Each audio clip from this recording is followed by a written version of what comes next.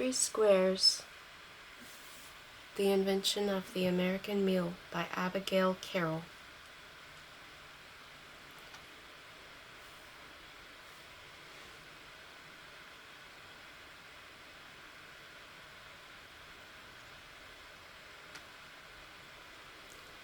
Introduction. We are how we eat. This book was not supposed to be about the American meal. I had intended to write about the American snack. Peanuts, pretzels, popcorn, and all those salty and sometimes sweet pleasures we munch at parties, used to nurse our boredom on airplanes and indulge in infinitum in front of the television. I have been gathering research for the Indiana State Museum on the relationship between snacking and obesity for a collaborative exhibition with the Science Museum of Minnesota, and as a historian by training, I could not help but wonder about snacking trends before the 1970s, prior to which the dates sharply dropped off. So I embarked on my own investigative journey, probing historical newspapers, magazines, novels, letters, cookbooks, and memoirs. I learned a great deal about American snacking habits before my lifetime, but to my surprise I also discovered something that focused my attention more squarely on the American meal. The snack and the meal cannot be understood apart from one another. They emerged out of the same historical movement, and as this book reveals, the stories are wholly entwined. My investigative journey into the history of snacking and then into the evolution of the modern meal started with a simple question: why? I first began to interrogate my eating habits as a teenager. Why do I always eat cereal in the morning? Why do we say grace at dinner but not at lunch or breakfast? Why do we condemn or at least scorn snacking? Of course, the question of why is as much a question of why not. When it comes to the morning meal, why do people choose toast and coffee or biscuits, bacon and eggs? Why not fries and a hamburger, or salad, nachos, mashed potatoes, fish chowder, stir-fried broccoli, marinated tofu, or a slice of lemon meringue pie? The more I thought about why we eat as we do, the more I realized how difficult finding the answer would be. They are not spelled out in the nutrition texts, explained in cooking manuals, or revealed in advertisements, nor are they found in food industry trade journals, though here one can garner some clues. Instead, they lie deeply embedded in popular assumptions about what is normal, good and fashionable, healthy and American. Perhaps no other aspect of our lives is as saturated with popular assumptions as the way we eat. When it comes to meals, our habits have become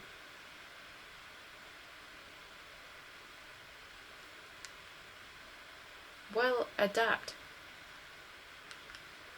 What?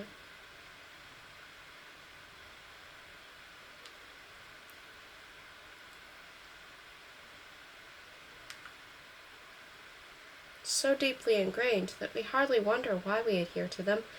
As writing this book has taught me, though, there are reasons. A certain logic dictates why we eat 3 meals a day, not 2 or 4, why table manners are standard at dinner when hardly any social rules apply to breakfast, why we consume orange juice in the morning and sandwiches at lunch, why people snack at peanuts on circuses and hot dogs at baseball parks. There are even reasons for garnishing casseroles with potato chips and calling TV dinners, even though manufacturers did not originally intend for consumers to eat them in front of a TV. This book is about those reasons. Most of us think we know why we eat the way we do. We weigh taste against nutrition and nutrition against price, and we make thoughtful decisions about not only what we put into our bodies, but also how much, how frequently, and in whose company. In fact, we make many more food-related decisions than we think we do, approximately 200 every day, and most of them are not deliberate. We simply make them on autopilot. It turns out that environmental factors like the color of a room, the aroma wafting from a kitchen, the plate, all influence the way we eat, whether we realize it or not. But although conscious choice plays a role in shaping how we eat, and environmental influences do all the more, another factor has a surprisingly powerful effect on our food habits: the past. More than mere sources of nourishment, our meals are gifts from our ancestors and cultures in which they lived. We have to a large extent inherited the way we eat.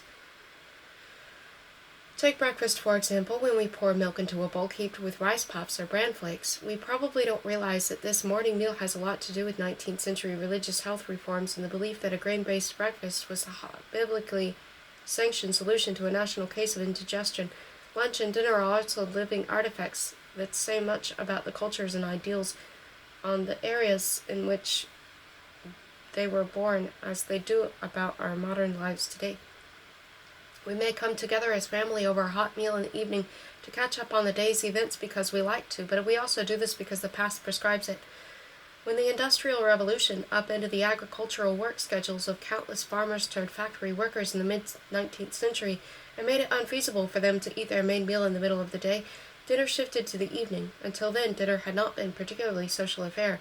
Though food was generally consumed in the presence of family, talking was minimal, as was concern for table manners, but once evening became the only significant portion of the workday when siblings and parents could reconnect, dinner became special, and it still is.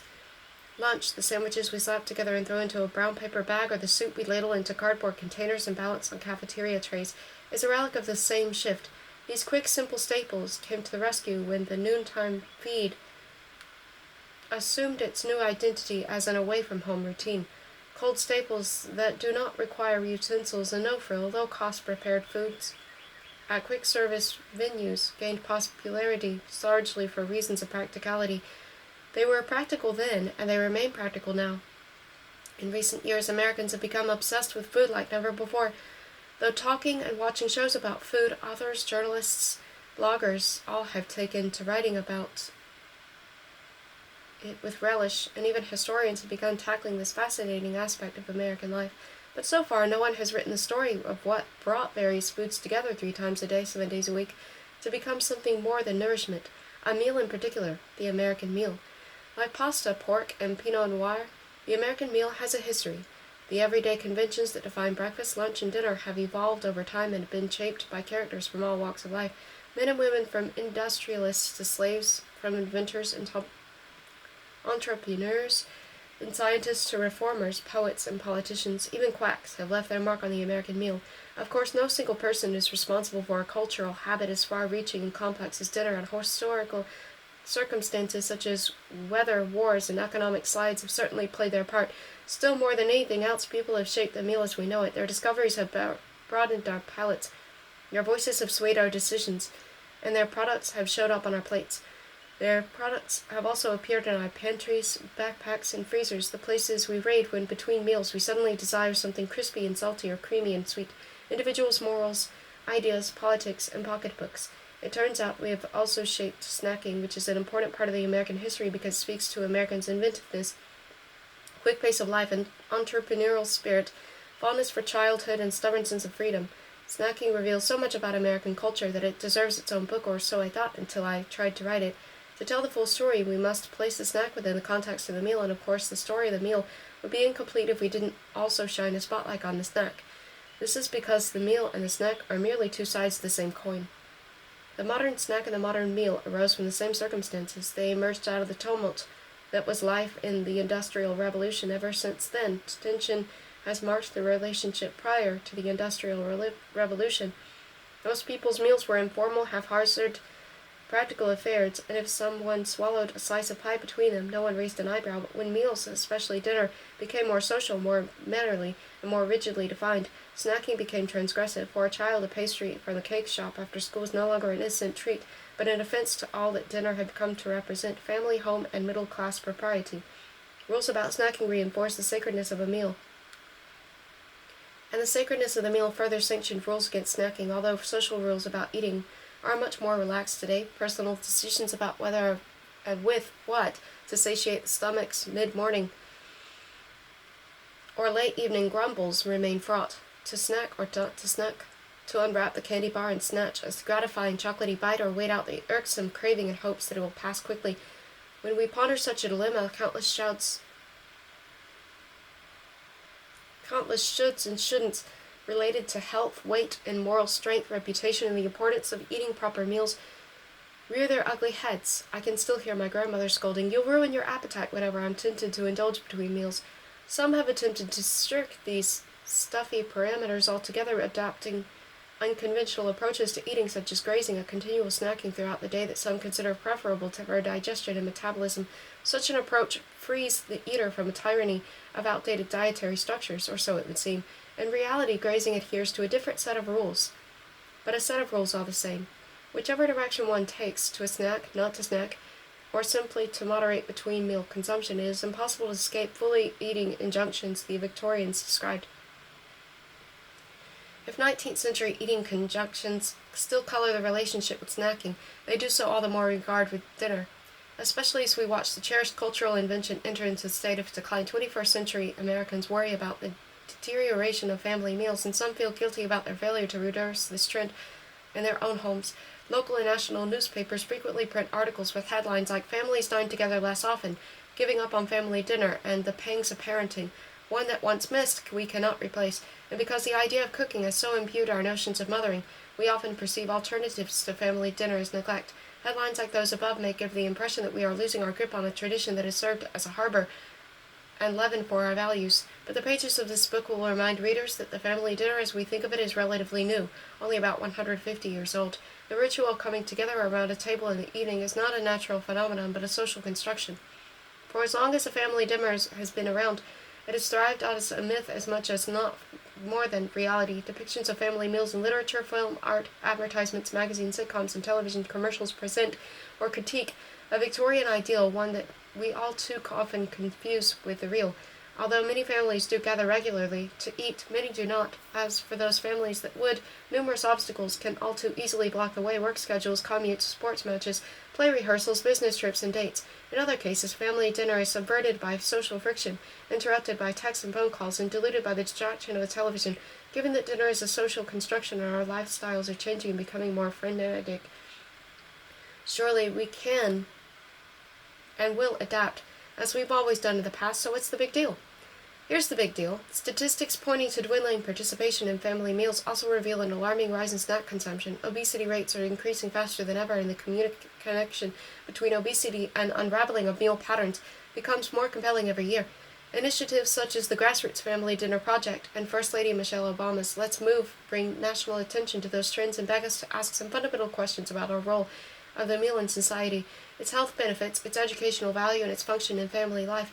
Perhaps the family meal is worth saving, even if it is only a cultural heirloom, not an ordinance of nature. And if we are going to save it, why not revise and improve it? Certainly we are not the first to ask this question. American culture makers have debated the meal for years. Their voices echo throughout this book, offering a channel into the past as well as instructive perspective on the present.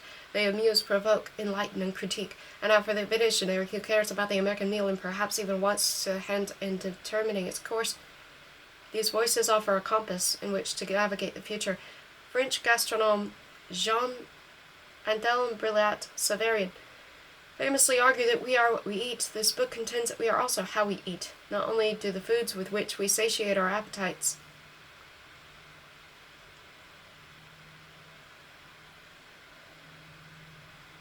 reveal secrets about our identities, but so do the formats into which we shape these foods in order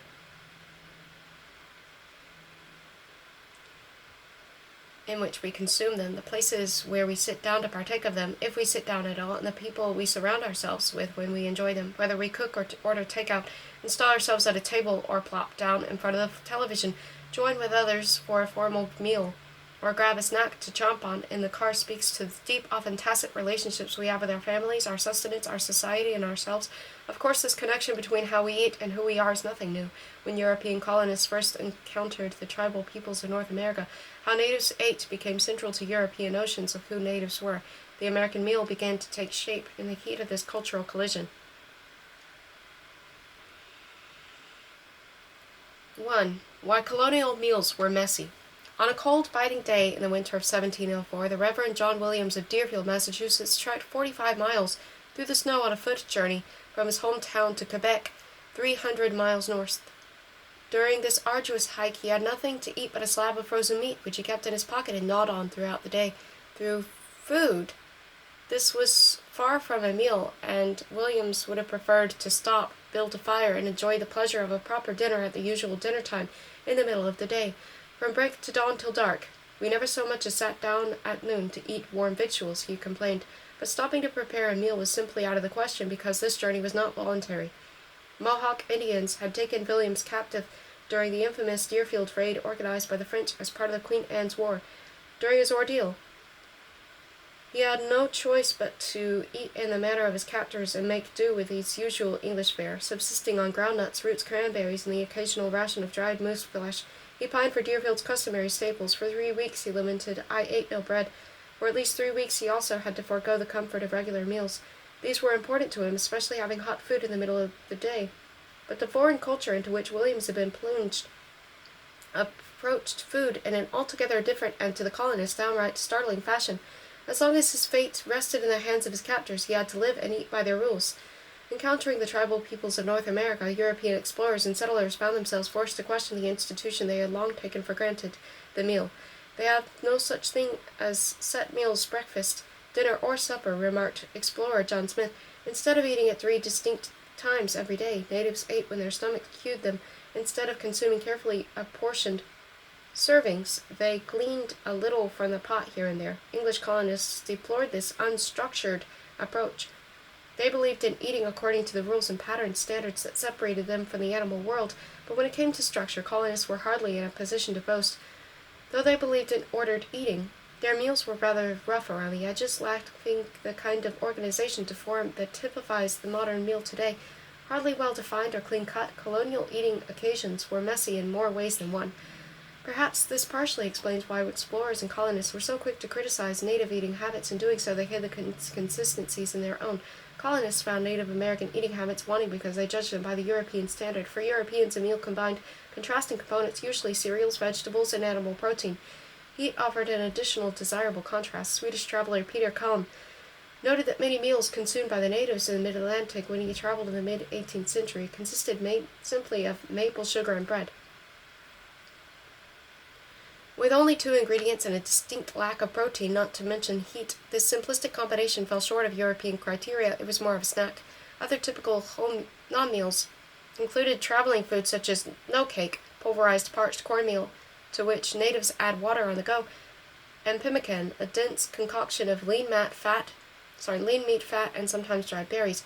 Hunters, warriors, and migrants relied on these foods, designed to be eaten in that particularly unmeal-like way in which John Williams ate his frozen meat on his journey to Quebec, as the stomach required it and on the go.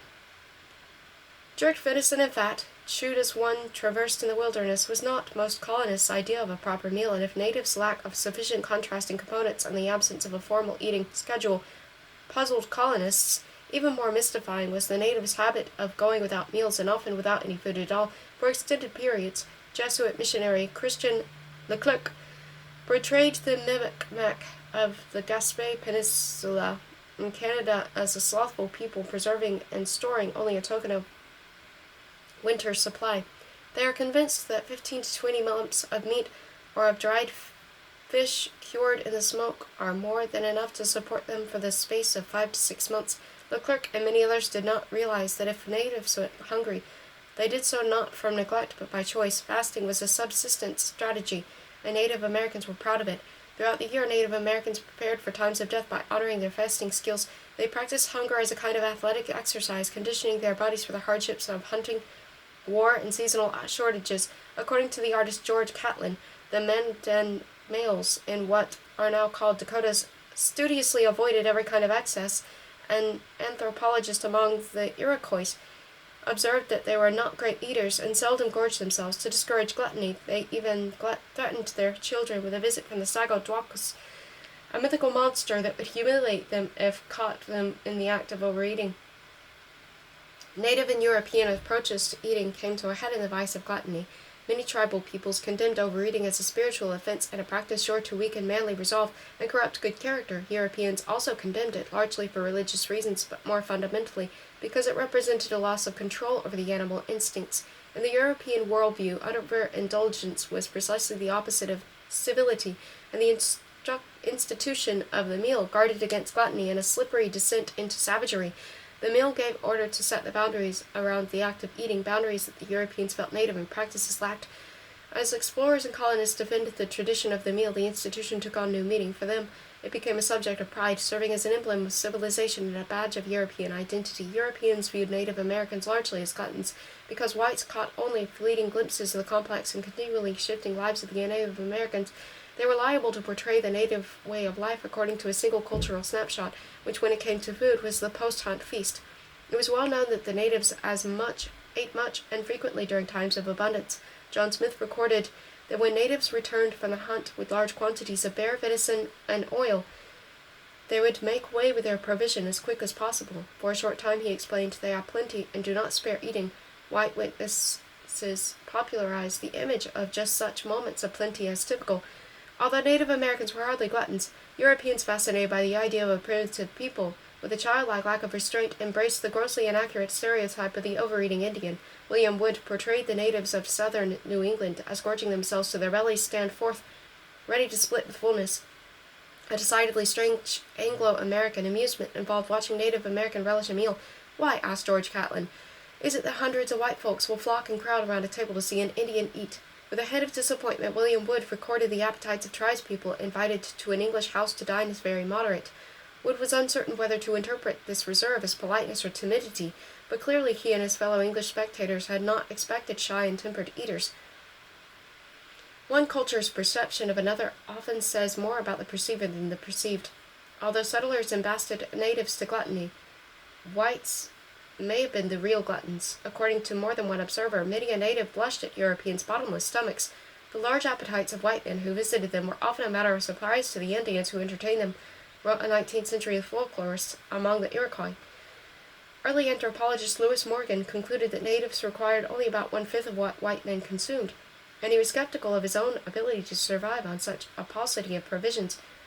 Through their criticisms, exaggerations, and stereotypes, colonists distanced themselves from a population whose ways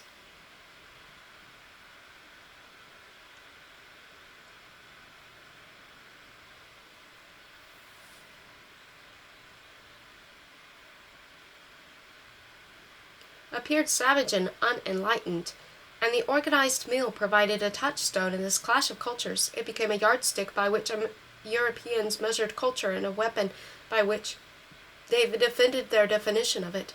They had long known what a meal was. By now, in contrast, they knew firsthand what it was not. Encountering the perceived meallessness of the natives brought the colonists' esteemed tradition into question and gave them an opportunity to confirm their commitment to their convictions.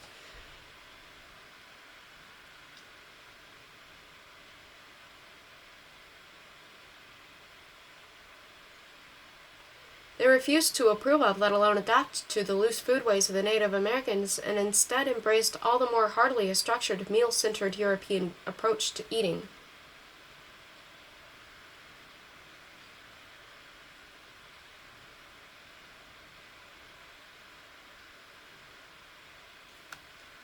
When they applied the European concept of the meal to the apparently haphazard eating habits of Native Americans as a measure of civilization, explorers and colonists set a standard they themselves could hardly live up to. Although Native Americans failed to organize their consumption of food according to the European tradition of meals, the meals that most colonists enjoyed were much less methodical than their rhetoric implied. For all the emphasis on civility, colonists' daily eating routines were hardly a picture of propriety. Their habits were not clean-cut. Their meals hardly reached the twin benchmarks of structure and regularity. Eating in 17th and early 18th century America was a precarious, imbalanced, and surprisingly rustic affair. In this sense, colonial meals were messy. They were also messy by today's standards, as they were consumed quite primitively. The humble dinner of a rural Maryland ferryman and his family supplies a compelling case in point.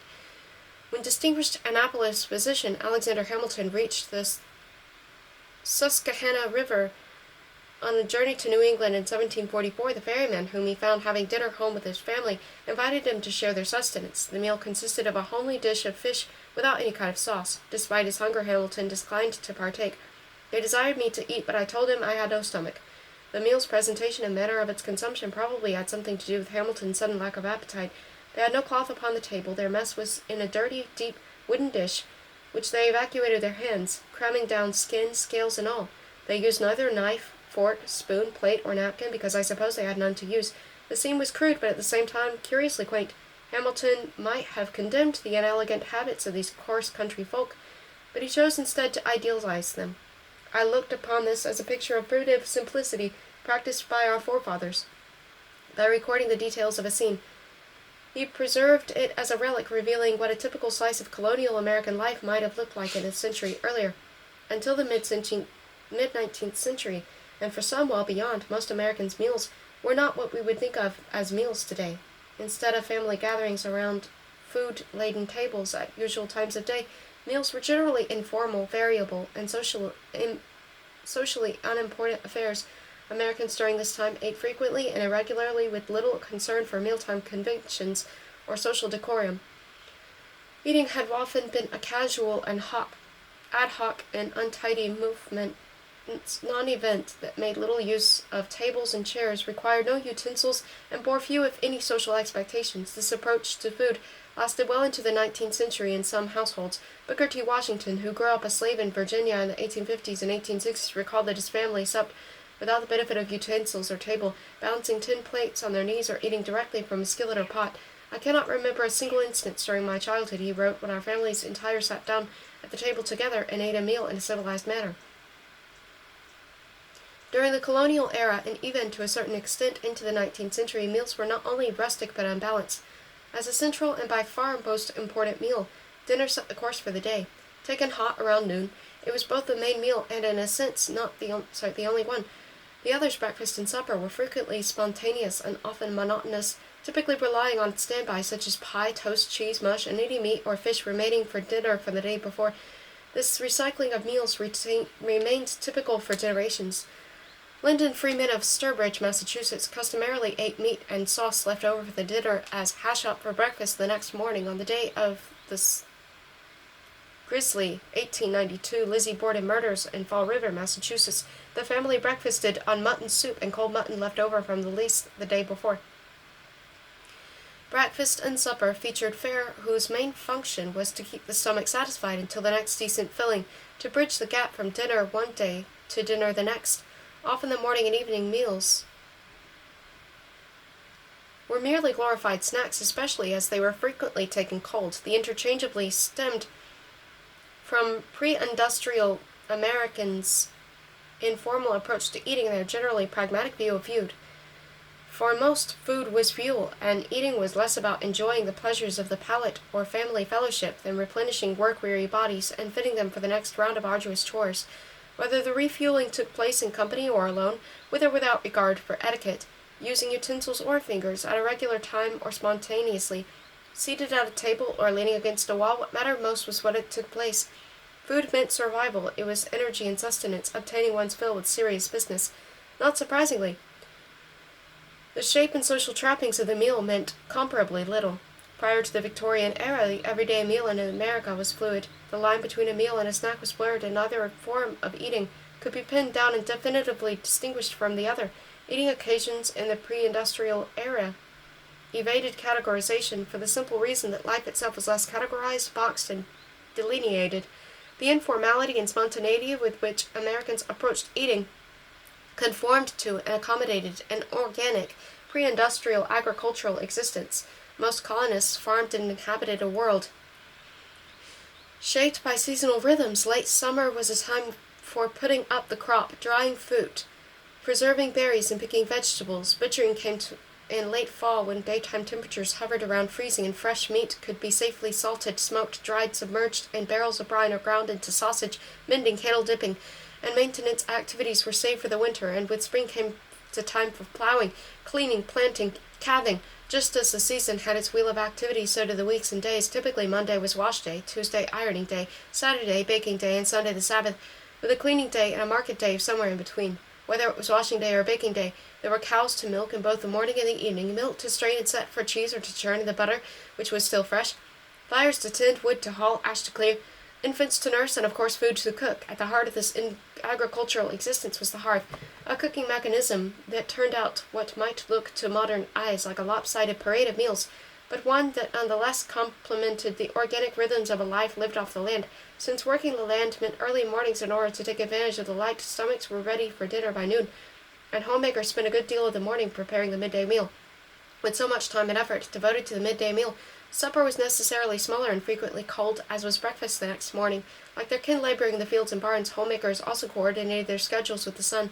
Cooking a hot meal over a hearth involved numerous tasks difficult to conduct by the limited brightness of candles or grease lamps, and since candles and lamp fuel were precious, it only made sense to wind down activities including cooking when, for well before The sun dipped below the horizon. The rhythm of the day's meals reflected that of the day's work, and both mirrored the rhythms of the sun. Although colonists of various regions and backgrounds relied on the hearth, not all hearths were the same. Only New England and Southern examples featured an oven tucked into the back wall, accessed by stepping into the interior of the hearth. In the late 18th century, the oven migrated to the front, which was safer and more convenient and shored up extra cooking space. German settlers in Pennsylvania were known for their raised hearths designed to contain ceramic stew pots for the slow cooking of soups, stocks, and broths. Visitors to Dutch homes in the Hudson River Valley took note of the hung or jambless fireplaces, which, rather than being recessed, were simply flush with the back of the room and had a remarkably open feel. It looked as though they made fire against the wall itself, remarked Swedish traveler Peter Kalm while passing through the Albany region in 1748. Spanish colonists introduced hornos, large adobe bake ovens, to the southwest, and in the mid-Atlantic and South, outdoor ovens and bakehouses were not uncommon. On southern plantations, big house kitchens sported enormous state-of-the-art hearths, up to 10 feet wide and usually located in detached two-story structures, sometimes connected to the plantation house by a covered walkway. The separation of the kitchen from the main residence served a dual purpose. It kept the mess and odor of cooking far from the master and the mistress's space, and in warm weather it protected that space from stifling bursts of heat. More importantly, it demarcated social boundaries, reinforcing the hierarchy of the plantation. Not just architecture, but gastronomy reinforced these boundaries. In the big house kitchen, the cook typically prepared 2 sets of dishes, one for the master's family and the guests, and one for the field hands and house slaves who spent their days tending tobacco and laundering clothes. The spacious, well-outfitted hearths, the typified plantation kitchens, were designed specifically to accommodate such a task. At night, the cook and other slaves climbed up the loft where they slept on straw mats with wool blankets. Whether the big house kitchen or a New England hall, the process of preparing food over hot embers required a host of specialized skills. It started with building a fire, a task undertaken early in the morning and with more than one 19th century commentator described as an architectural achievement. Usually the homemaker kindled the morning fire from banked remains of the previous night's blaze, and if that blaze had gone out completely, a child could be sent to a neighbor's house with some tongs to retrieve a live coal. Less preferably, she could strike an iron against sharp flint, and aiming the resulting stream of sparks into the tinderbox, set some flax strands or an old rag into smoldering. The smoldering rag or flax strands could be then applied to a candle wick, which in turn, once ignited, would use to light the small twigs that served as kindling for the new kitchen fire. Because such a task required considerable skill and often some additional luck, colonial cooks invested much effort in keeping the hearth fire burning. Managing a hearth required a nuanced understanding of the different kinds of fires necessary for preparing various types of dishes. As part of her skill, the cook needed to master the construction of a tender fire for some dishes and a clear fire for others, and moderate, solid, quick, slow, brisk, or soaking fires for yet others. Early 19th century directions for roasting a suckling pig called for contrasting temperatures for the splitted carcass. The ends must have more fire than the middle. One cookbook author likened the art of hearth cooking to a scientific profession. A cook must be as particular to proportion of fire the business she has to do with a chemist. After achieving the right kind of fire, the cook regulated it attentively. Care should be taken that the fire did not slacken, warned the author of an 1808 recipe for boiling a leg of salt pork. She also had to guard against the singeing of a hem or sleeve or skirt, inadvertently bumping a kettle or knocking over a pot, as the contents could be scalding. Although a blazing fire had its uses, cooks often preferred downhearth cooking, which required less wood and gave the cook more temperature control. About 40 minutes after starting a fire, cooks shoveled cinders into small piles of the brick, stone, or packed dirt that formed the hearth floor. These glowing beds of charcoals served as burners, to which were placed footed skillets called spiders, as well as pots set on trivets. Cooks could augment temperatures using different types of wood, manipulating airflow, and lowering the position of hanging pots and kettles on the trammel, a notched rod suspended from a huge lug pole, or an iron cane which would be swung away from or closer to the flames. Not only did boiling, simmering, or frying take place at the heart over the embers, but so did the baking. In fact, baking sometimes also took place directly in the embers. Cornbreads and root vegetables were common candidates for this method, which, thanks to an ad hoc oak leaf wrap or a liberal dusting of cornmeal, often emerged from cinders surprisingly clean. Alternatively, cooks could mat dough on a plank and bannock board and prop it near the fire to catch the heat. Thomas Hazard of Rhode Island reminisced about his mother's fire cakes prepared in this fashion. The cake paste was spread on a smooth piece of board and set up in the flat iron of the baize, browned on one side and then turned over to be browned on the other. Flipping the paste, he noted, required some sleight of hand. The Dutch oven, the most common down-hearth cooking implement in early America, used hot coals in the brickstone apron jutting out from the fireplace and demanded less dexterity, nestled in a bed of embers with hot charcoals blanketing the top. This squat, three-footed cast-iron pot with a flat, heavy lid, that curved slightly upward along the edge, turned out stewed meat, steamed puddings, baked beans, and faithfully biscuits, corn cakes, and pies between baking days when the bricks of the beehive often remained cold. The cook fired up the beehive oven, a domed enclosure tucked into the hearth, later built into its front side only once a week, and for a good reason. It was a burdensome contrivance to operate. To begin with, the cook constructed a fire directly in the clay or brick enclosure and let it burn for about 2 hours. To measure the relative temperature, she might throw in a handful of flour and observe the speed which it turned brown or sunlit her own arm to the heat and test how long she could hold it there. If you cannot hold your hand in longer than to count 20 moderately, advised Catherine Beecher, it is not hot enough. If one could count to 30, she explained, the heat was not yet sufficient. After achieving the correct temperature, the cook raked out what remained of the fire and entrusted a succession of breads, pies, and pots of beans, ordered according to the temperatures they required, to the chamber. A cook with a small household conducted this routine once a week, and if she had more than a few mouths to feed, she would repeat the process up to 3 times on the same day, or alternatively hold a second baking day in the middle of the week. With all the trouble required to keep the oven, baking day dinners were not surprisingly simple and light, but with a fresh pie compensated for the scaled-down meal nicely. Cooking in the colonial era was laborious and could also be painstakingly slow, though homemakers accepted this as part of life. Combined with the tasks of food preservation, it probably occupied more of an American housewife's time than any of her other chores.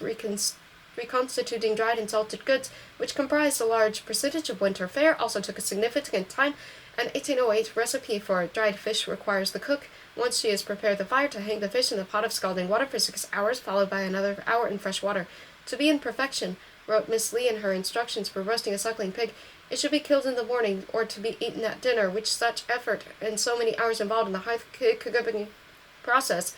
Homemakers prepared considerable amounts of food at the time, resulting in a sizable noontime meal that could recycle into smaller meals in the evening and then the next morning, like tending the land, which required care and generous amounts of time to produce crops in season. Tending the hearth required patience and skill. In this way, it produced a rich harvest.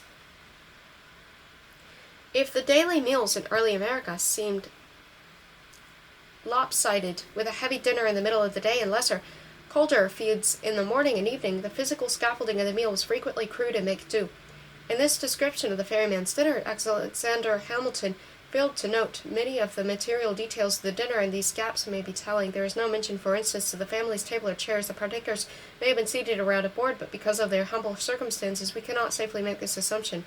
Dinner in the colonial era did not always involve sitting down. In some households, children were expected to stand. Women sometimes ate on their own after they had fed their kin. Only about a third of the families in 17th century Virginia had chairs or benches, and only 1 in 7 had both.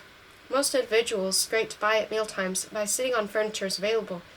Visitors to a cabin in the western frontier sat down on the bed, for chairs and stools there were none. Some eaters chose to lean or squat rather than to sit. In addition to doing without chairs, many early colonists ate their meals without the benefit of tables. No more than 1 in 4 17th century Virginia households featured this basic category of furniture. Early colonists typically put together makeshift tables by laying a board across 2 trestles. They also relied on other surfaces, a trunk, a chest, even the head of a cradle. Many simply did without the benefit of a surface altogether and held their bowls in hand, and when it came to preparing food, cooks simply chopped vegetables on a cutting board balanced on the lap. At his death in 1646, William Gooch of Lynn, Massachusetts, left his wife and 3 children a 1-room house containing 2 chairs. He also left them a stool, a chest, and a trunk. The children had probably eaten meals sitting on these or on wooden boxes common in colonial households. These items often went unrecorded in inventories because they were so little value. Apparently there was no table in Gooch's household. Colonists not only subsisted with few or no chairs and tables, but also frequently did without knives, forks, and plates. As Hamilton's account poignantly illustrates, Like the Maryland ferryman's family, early Americans would not have served meals on porcelain or even, for the most part, on pewter, but rather in wooden bowls called trenchers, originally thick slices of stale-hardened bread, although the gentry of medieval Europe collected trenchers and baskets after a meal to distribute as food for the poor. Humbler folk would have eaten their sot with gravy or hot sauce, or sauce. By the end of the 16th century, it was custom to place a wooden platter beneath the bread, and eventually the platter assumed the bread's function. The earliest trenchers in America may have been made of bread, but wooden bowls, often bore mere blocks of poplar with shallow, hollowed-out depressions, would quickly have replaced them. These households that could afford pewter plates were more likely to display them in open cabinets and sully them with juices of their midday meal. Hamilton did not record whether the ferryman and his family members each ate from a wooden bowl, but it would not have been out of place in the rustic elder and his wife to share one of the trencher with his children and another. Eating with a trencher mate was standard until the late 18th century. Siblings paired off and took turns, helping themselves not only from a mutual trencher, but from a common wooden, leather, or ceramic drink vessel as well. Some ceramic vessels sported 2 or more handles to ease the passing from one thirsty drinker to the next. Eaters were likely to share spoons and knives, but if they did pass a utensil back and forth, standard etiquette called for the diner to wipe it with a napkin before handing it over. Knives were personal items, and colonists frequently carried their own. They used it, not their hosts, when eating in another's household, but utensils were not always part of the picture. As in the case of the ferryman and his wife, bread, efficient as stopping up gravy and sauce, frequently sufficed in place of spoons, and fingers commonly substituted for knives, which, with their pointed tips, functioned less to cut foods than to carry it to the mouth. Most colonists ate their dinners forkless. Forks did not appear in American households until the early 18th century, though a few 17th century elites, including Governor John Winthrop, owned them as novelties and status symbols. Invented in Italy, forks were not popular among middling folk in England until at least the mid-16th century. When they appeared, forks had 2 tines and functioned to secure food for the knife to cut. Soon the tines became a means to spear food and pick it up as well.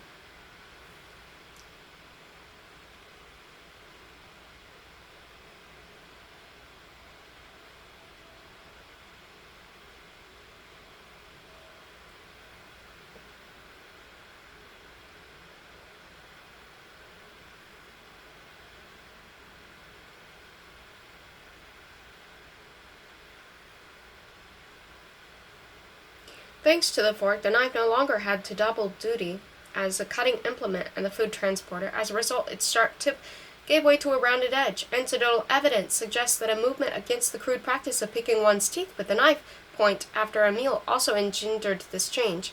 The newly rounded edge created additional space on the blade for sweeping food, spoon-like, into the mouth. Peas were shoveled with the flat of the knife, though some insisted on spiking them individually with fork tines, a practice an early 19th century commentator liked to eating soup with a knitting needle. Although forks were common in the middle-class American households by the early 19th century, many continued to rely on knives to do what we would use a fork for today. The French traveler Francis Trollope was astonished to witness that the generals, colonels, majors traveling with her on a Mississippi steamboat in 1828 had the frightful manner of feeding themselves with their knives, till the whole blade seemed to enter the mouth.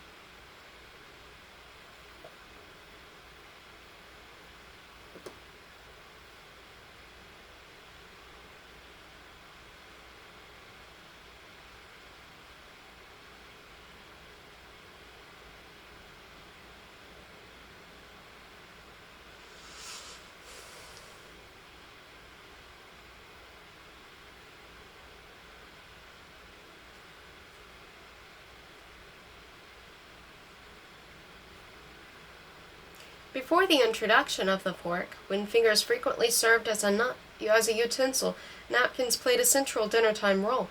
Today they are largely peripheral, and often only ceremonial. Then they could prove quite critical.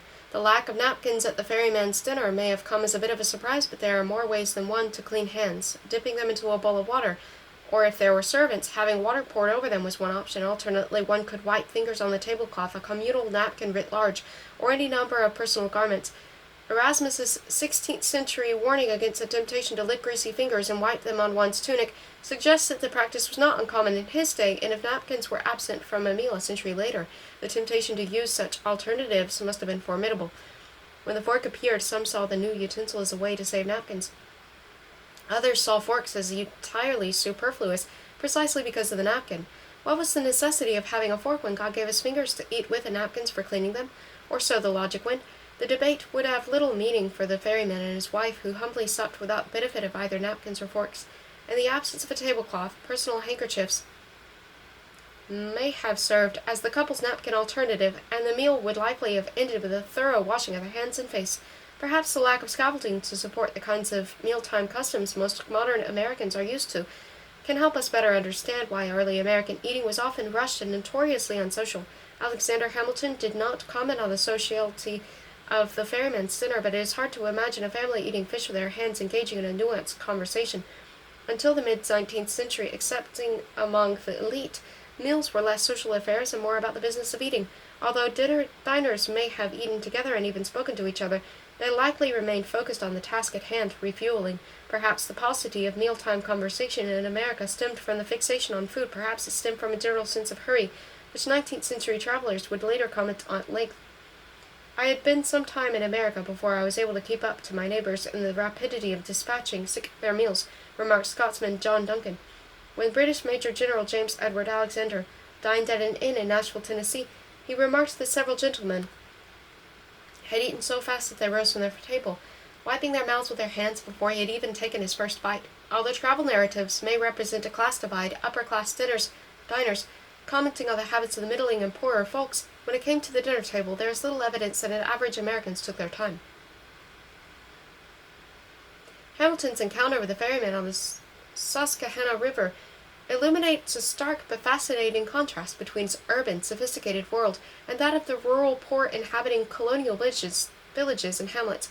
It is telling that of all the differences between these two worlds, the doctor found eating customs the most intriguing. He might have commented on the family's rustic clothes, country accents, or provincial mannerisms, but he chose to record their approach to a meal, and his preference speaks to the meal's functions as an important cultural marker. Although the contrast between two worlds intersecting on the ferry that day in 1744 was poignant, perhaps even more poignant was their similarity. As foreign as these primitive eaters were to Hamilton, they presented a picture of his heritage and thus a distant reflection of himself. Alexander Hamilton did not call what the ferryman and his family ate a dish, even a meal. He called it a mess. This was no comment on aesthetics, though Hamilton's words would have fully qualified as such. In his day, mess simply meant food. The term derives from the Latin missum, or something sent, as in something sent to the table, because anything at all could be sent to the table, but it appealing or unappetizing. The term came to connote ordinary or lowly fare and eventually even animal fodder. Later, mess came to mean jumbled, just like the foods on most ordinary colonist trenchers in the 17th and early 18th centuries. Jumbled would have also described many of the foods Native Americans stewed in earthen pots and served in wooden bowls. Colonists, too, were known to eat in wooden bowls, but as it turns out, they had something else in common with the Aboriginals: their messy way of eating. And one kind of mess typified colonial eating as the first century of European settlement. It was pottage. When Edward Winslow Mayflower fame visited the ailing Wampanoag sachem Massasoit, the native chief asked the Englishman to hunt some fowl and make him an English pottage. Massasoit had tasted English fare during the earlier visits to Plymouth settlers, and apparently he liked it. The fact that he sent Winslow hunting speaks to the kind of pottage he had in mind.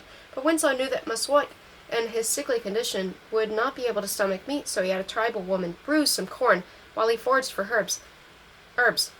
Winslow boiled the cornmeal with strawberry leaves and sassafras root, the only suitable wild plants he could find in the Massachusetts forest in early spring. He strained the broth through his handkerchief and fed it to the chief, The concoction proved restorative, and before long, Massoit had fully regained his health, though not without a setback from overindulging in a second pottage that Winslow made for him, a fatty duck. 17th century English settlers brought with them a predilection for pottage. The word pottage derives from the English potage, meaning made in a pot. In England, it would have consisted of boiled meat and grain with the addition of herbs and vegetables for flavor. A simpler pottage might have had little or no meat, consisting merely of stewed grains, not unlike oatmeal. Frumenty was a kind of sweetened gruel made from wheat. The simplest pottage of all was merely broth or milk poured over pieces of stale bread. Gervase Markham's 1615 cookbook, The English Housewife, offers a recipe for pottage under the title of Boiled Meats Ordinary. It calls for mutton, oatmeal, and greens. Take a leg of mutton cut into pieces. Put into a clean pot with fair water and set on the fire. Add strawberry leaves, spinach, scallions, a little parsley, oatmeal well beaten. Let it boil with a quick fire, then season it with salt and serve either with sippets or without. Sippets were decorative slices of bread, fried or toast, a relative of sops, pieces of bread soaked in soup or stew. Markham's pottage may have constituted the entire meal. It had the necessary contrasting elements of protein, starch, and vegetables, though it is questionable whether 17th century Americans would have considered vegetables necessary to a complete meal. In the colonies, recipes in British cookbooks would have required ad hoc adjustments on the part of the transplanted English cooks, who could not procure in North America all the ingredients Markham and other British cookbook authors called for. These cookbooks also left voids that colonial cooks needed to fill because the authors did not provide recipes for such abundant North American staples as corn and squash.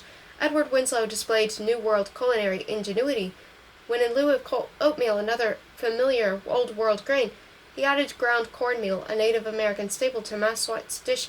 Not until 1796, appearance of Amelia Simmons' American Cookery, the first printed American cookbook, did colonists have access to published recipes for the pompion, or pumpkin, which 17th century observer John Jocelyn called an ancient New England standing dish. Because pumpkins have a consistency similar to apples, cooks often put them to use in traditional apple dishes such as pies or sauces. Swedish explorer Peter Kalm enjoyed them mashed with milk in about the same way we do turnips. In the New World, colonists simply applied their knowledge of one food to the next, and cookbooks were unnecessary when it came to the art of substitution, though they would in time codify that art and in doing so help legitimize an emerging American cuisine. With numerous English foodstuffs unavailable to the colonists, squash and root vegetables filled in many gaps.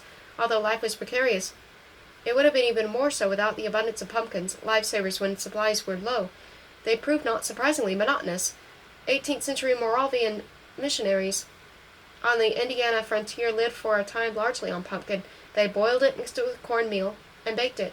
Englishman Jonathan Carver noted that colonists used pumpkin partly as a substitute for bread. New Englanders also relied heavily on pumpkins when more desirable staples were scarce. An anonymous 17th century poem relays a sense of what it was like to live on the orange gourd, both the dreary prospect of endless servings as well as a sense of relief for a needed appetite appeaser. We have pumpkins at morning and pumpkins at noon. If it were not for pumpkins, we should be undone. Vegetables played two roles in the early American diet. They served either as a garnish or appeared on the periphery of the meal as a substitute for another food and consisted the core of the meal. For the Moravian missionaries in Indiana, pumpkins functioned as a stomach filler, occupying the center of the meal in place of more traditional staples, such as meat or grain. When not driven to rely on vegetables as a kind of ballast, colonists relegated that they grew in their gardens to the margins of their eating, employing vegetables primarily as a flavoring to add interest to otherwise bland or unvarying meal. Equally as important, vegetables offered welcome medicinal qualities. Prolonged consumption of meat without accompanying vegetables inevitably led to illness, scurvy in particular, though early Americans did not know precisely why. They did know that a little onion or a leek cast into a stew or broth kept illness at bay. The various herbs and greens that Gervase Markham called for in his recipe for pottage, including strawberry leaves which showed up in the cornmeal concoction Edward Winslow prepared for Massoit, functioned as a garnish, lending a meal flavor and basic protective qualities. They represented few calories, though their nutritional contribution was more than negligible. In early colonial America, most vegetables were consumed as green sauce. That is, they were harvested fresh, added to stews and pottages, and boiled down to a pulpy sauce-like consistency. Part of dinner, the sauce was secondary element. If vegetables were the center of the meal, this was due to necessity, not fancy. Raw fruits and vegetables occupied perhaps the lowest rung in the hierarchy of colonial foodstuffs. Although medieval suspicions of these edibles as dangerous, even poisonous, may have lingered, 17th century Americans overlooked raw fruits and vegetables mostly because they believed them to offer little or nothing to the human constitution. At the heart of this conviction was a widespread understanding that at the time that good health was a fragile balance of humors. The body functioned best, according to theory, when it maintained a proper harmony of moist, dry, warm, and cold elements, and the ideal physiological state was slightly warm and somewhat moist. Beef, considered mildly warm and moist, met the requirements perfectly. Vegetables, when fruit did not, they fell in the cold end of the spectrum, posing a threat to the critical balance and determined well-being. Apples, cold in nature, were bad for the nerves when eaten raw, and lettuce was so cold and moist that it could extinguish lust. Cooking could neutralize the offending characteristics of less desirable foods, so when consumed, fruits and vegetables were customarily boiled in stews and puddings, baked in pies, or converted into condiments with the help of vinegar, sugar, or brine. There were other reasons for avoiding raw fruits and vegetables. These comestibles had at times been associated with poverty. In Europe, peasants ate onions both raw and cooked, and their breath bore witness. Certain fruits and vegetables caused flatulence and could be difficult to digest. Jerusalem artichokes, noted Virginian gardener John Randolph in 1764, caused commotions in the belly. Raw fruits and vegetables were also associated with disease. Overindulging oneself in the berry crop, ripened or peaches came into season, could produce a laxative effect that, if not sufficiently regrettable in and of itself, mirrored the symptoms of a more serious malady, dysentery. These associations provided sufficient ground for weariness. It is hard to know whether colonists truly avoided fruits and vegetables as much as some historians have claimed, or whether these foods are relatively absent in early accounts because they played such an ordinary culinary role that largely went unrecorded. Whatever the case, the late 18th and early 19th centuries, more references to vegetables and fruit began to appear.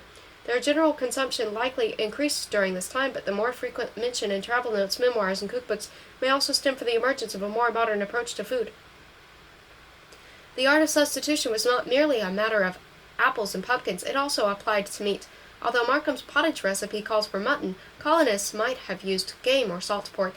Mutton was not easy to come by in the early days of North American settlement.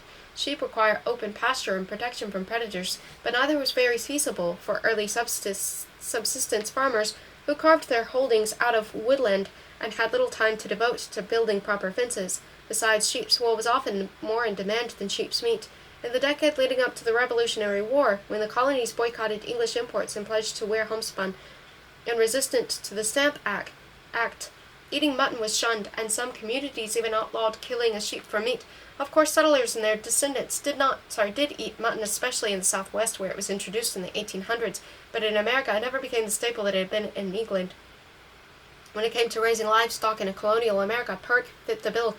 Pigs accommodated the New World landscape as well as small farmers' lifestyle much better than sheep and game, also to feed on nuts, underbrush, berries, roots. Pigs roamed around the woodlands and required no pasture or fences. They could even fend for themselves against the wild animals, including wolves and bears. As natural rooters and foragers, they helped till fields until clear forest for pasture. They provided the staple meat on the frontier and continued to do so even as it edged west following the slaughter in the fall. Cuts were salted, smoked, and pickled in brine. In the fullness of the proverbial pork barrel became the meantime the family's subsistence. The colonial pottage would more likely have featured pork than Markham's mutton, but most early American families did not have such robust pork barrels that they could make that meat the center of the daily dinners. Most could not partake frequently of any meat for that matter. Flesh would have crowned the main meal of the day on special occasions such as slaughtering time and the Sabbath. Otherwise, at least in the 17th century, it was likely to serve more as a flavoring that offered a good dose of fat and a little token protein. The most common of these flavorings, salt pork made from the side, belly, or fat back of the pig, was an early American staple. It had long been associated with sailors' fare because, like hard tack, it lasted for months if not years, in a ship's hold. Its long shelf life and portability also made it a typical ration for soldiers during the Civil War. Markham's pottage called for oatmeal well beaten, but traditional English grains were not available to early colonists, including oats as the English knew them. In the 1670s, John Jocelyn noted the colonists boiled naked oats or slippy, a close relative of the common oats that made decent hot cereal as well as bread. New Hampshire settlers had their own silky tradition called sowens, consisting of ground oats left to ferment in water and then boiled to a jelly. Although European oats were not initially prevalent in New England agriculture, they eventually became the third most widely planted grain in the region and grew abundantly in other regions. By the second half of the 18th century, the middle colonies were not only producing enough oats for their own needs, but exporting the grain to other colonies and abroad. During the 17th century, however, the New World cousin of European oats would have to do. Wheat was so hard to come by that it remained nothing short of a luxury for many years in New England. Its scarcity on the frontier led to a tradition of consuming it only on the Sabbaths. And in New Netherland, rules prohibited bakers from selling white bread and cakes to Native Americans because the supply of wheat was limited. By the 18th century, wheat was making some inroads. In the 1730s, it was successfully cultivated in the Chesapeake, and around the same time it began flourishing in the mid-Atlantic, which served as the breadbasket of the colonies before closing decades of the 18th century. The Dutch recognized the wheat-growing capacity of what is now New York early on. Our Netherlanders raised good wheat, wrote voyager David de Vries in 1642. He also noticed healthy harvests of rye, bakery, oats, and peas. But the scarcity of the wheat in parts of the colonies for extended periods due to the large of persistent fungus known as the wheat blast set up in the conditions for the variety of substitutes to take its place.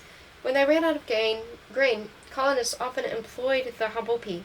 Stewed grain was common in Britain, sometimes eaten on its own like a hot cereal, and sometimes served as a base for meat in a more substantial meal.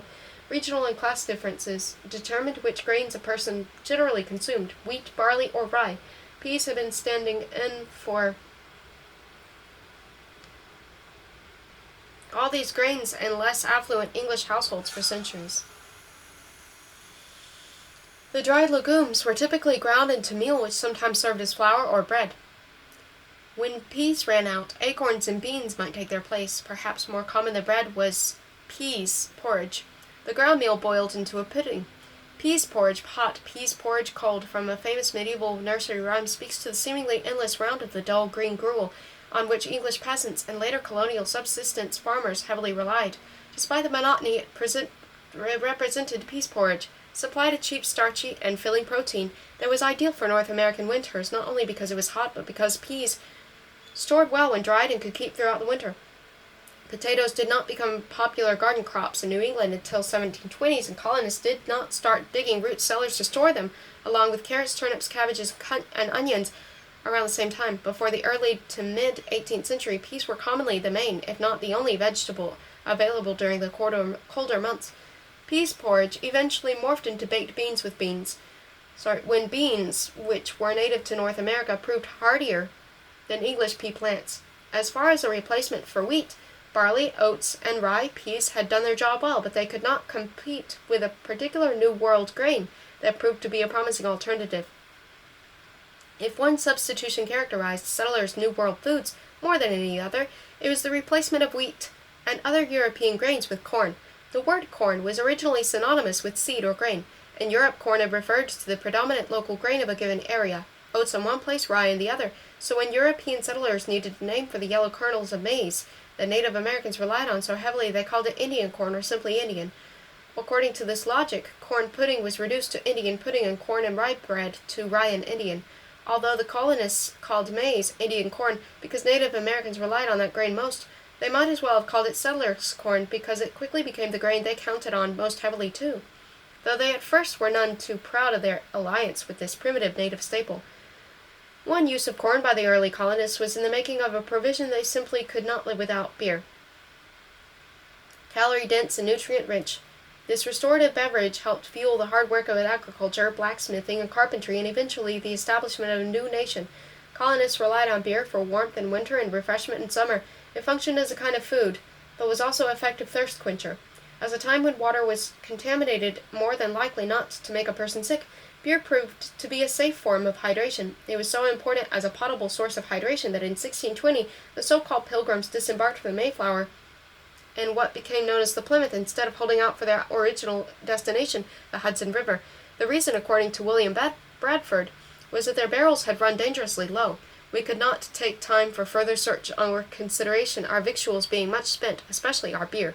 By the time the Mayflower passengers decided to end their voyage in New England, other European settlers in the New World had already ventured into the realm of corn brews.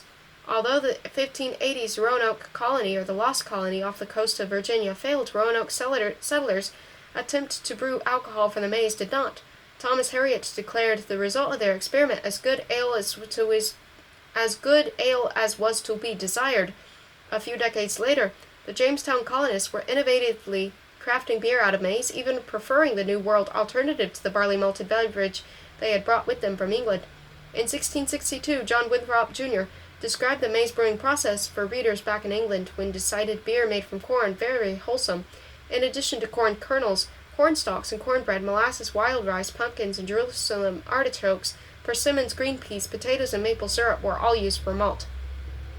Even though it makes a decent beer, corn was controversial, and there was a strong bias against it from early on. In his late 16th century History of Plants, the English herbalist John Gerard maintained that maize offered little to no nourishment while proving difficult to digest. Bread made from it, he observed, was hard and dry, and he warned that because it contained no bran, it blindeth the belly. Such a staple, he concluded, was a more convenient food for swine than for man. Indeed, it had been a major component in the slops farmers fed their hogs in England. Somewhere between the two categories of men and hogs, according to Gerard, fell the barbarian Indians. They relied on corn simply because they knew no better. Primed by these notions, if not these precise words, colonists were predictably uncomfortable with the idea of eating like the tribal people they encountered. Not to mention hogs, but if they wanted to survive, they had to swallow their pride.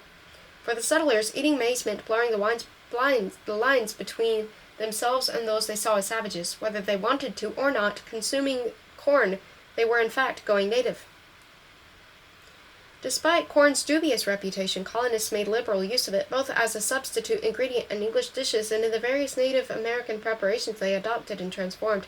One historian has described settlers' diets as colonial Creole, an amalgamation of Native and English culinary traditions. A particularly common Creole, a corn-based dish with samp, derived from the native nasamp, which Roger Williams called a kind of meal pottage. Unparched samp consisted of hominy made from dried kernels that were soaked and, in the words of John Winthrop, Jr., beaten to the bigness of rice, then boiled till tender and served with milk or butter and perhaps sugar. Johnny cakes, likely once called journey cakes, were large round breads baked on a board in front of the fire.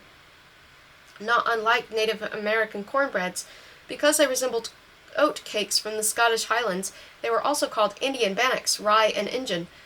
Alternatively called brown bread, not to be confused with Boston brown bread, a sweeter, more pudding-like concoction developed in the 19th century, relied on both corn and rye, and was the most common brick-oven baked bread in New England for over a century. Ironically, one of the most ubiquitous and iconic colonial American foods was a corn-based dish that, although a modification of a traditional English dish, was not unlike a Native American staple. Pennsylvanians call the popular dish of porridge made from ground and boiled cornmeal mush. New Netherlanders called it suppon, Louisianans called it kush, and New Englanders called it hasty pudding. Mush was Native American staple, but English settlers chose to eat it in the British tradition as sweetened porridge rather than in the native tradition as the foundation for a savory meat and vegetable stew. New Englanders called it hasty pudding as a euphemism for the English stirabout porridges.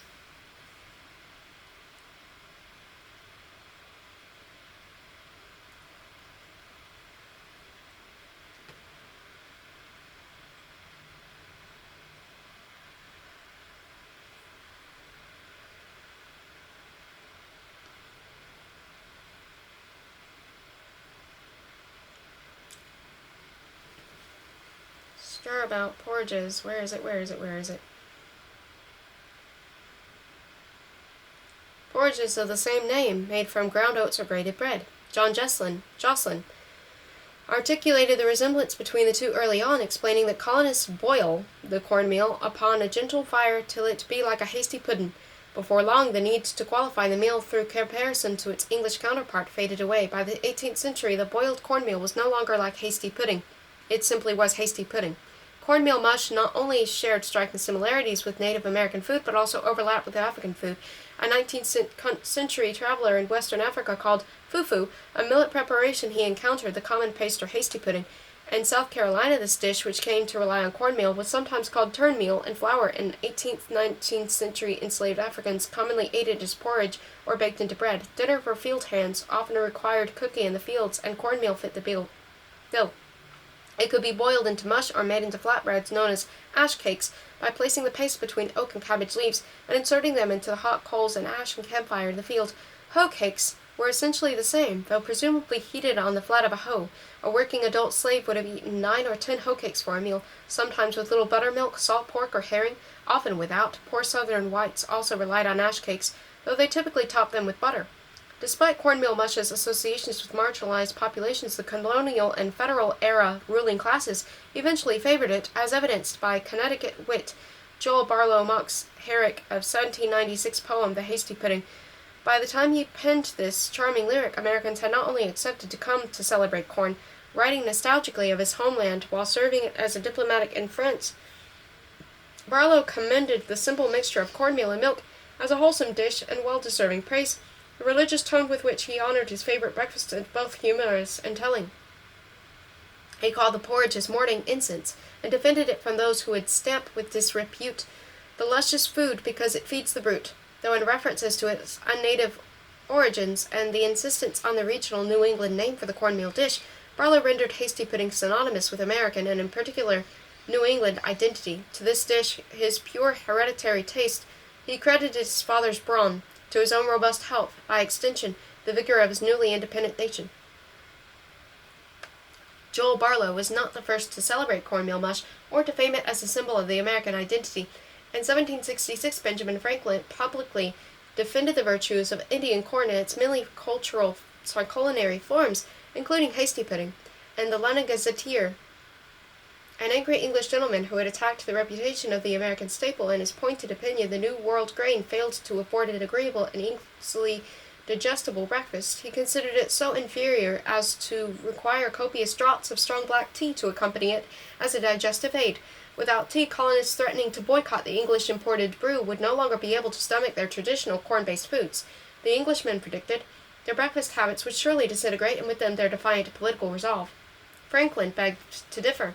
He considered Indian corn most pleasing, perhaps even the mainspring of the American strength, and he voiced his opinion on the matter with strong words for its English adversary. Pray let me, an American, inform the gentleman, who seems ignorant of the matter, that Indian corn, take it for all in all, is one of the most agreeable and wholesome grains in the world, that its green leaves are roasted as a delicacy beyond express, that samp, hominy, succotash, and nocock make of it are so many pleasing varieties that Johnny cake or hoe cake, hot from the fire, is better than with a Yorkshire muffin. By Yorkshire muffin, Franklin meant that he would call an English muffin, the main difference between it and the delicacies that Franklin promoted being that an English muffin was made from wheat, a grain associated with the upper classes and seen for much of history as far as superior to corn. As Franklin's amusingly earnest argument reveals, corn became an object of pride for the colonists who, in distracting themselves from British tyranny, sought new symbols, including culinary symbols, which were to express their emerging national identity. It represented the colonies because it was native to them, but it also expressed the republican simplicity idealized during this era. A republic necessary depended on the virtue of its citizens to sacrifice their private interests for the public good. Luxury and self-indulgence became politicized as offenses against the state. In contrast, plainness became patriotic. Hardly any breakfast was plainer than milk and maize. Hardly any breakfast was more patriotic. When Franklin flamboyantly offered his sentiments about Indian corn and American independence, mush still had a promising career ahead of it. It would remain popular for generations, especially in rural areas and on the frontier. At the same time, it had become old-fashioned. Mush had begun to fall out of fashion when Franklin was writing, because it was made out of corn, which, although an ideologically important food, was less and less consequential as a wheat stand-in, since wheat had finally met with success in colonial agriculture. Mush was also becoming old-fashioned because it was a pottage, a type of mess, and the messy approach to food that characterized early colonial meals was slowly but surely giving way to new, more modern ideas about eating.